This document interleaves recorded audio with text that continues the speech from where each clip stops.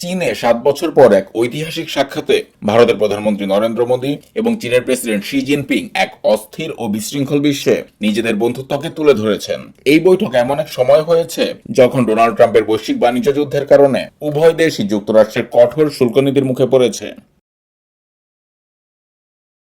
আঞ্চলিক সম্মেলন Shanghai cooperation organisation SCO সম্মেলন চলাকালীন চীনের বন্দর নগরী তিয়ানজিনে এই বহুল প্রতীক্ষিত বৈঠকটি অনুষ্ঠিত হয়।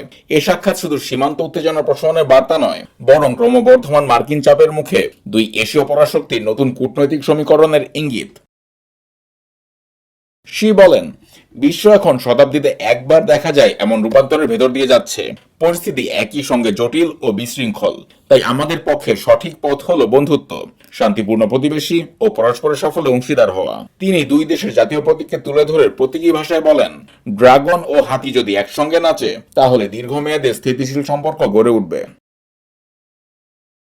মোদী পাল্টা বার্তায় জানান, ভারত পারস্পরিক আস্থা ও সম্মানের ভিত্তিতে সম্পর্ক এগিয়ে নিতে প্রতিশ্রুতিবদ্ধ।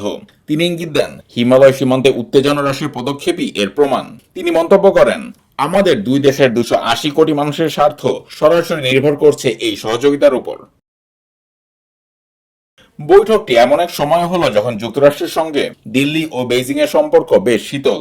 মার্কিন প্রেসিডেন্ট ডোনাল্ড ট্রাম্প চলতি মাসেই ভারতের রফতানি পণ্যে 25% শুল্ক বসানোর পাশাপাশি রাশিয়ার তেল গ্যাস আমদানির কারণে অতিরিক্ত 25% শুল্ক আরোপ করেছেন।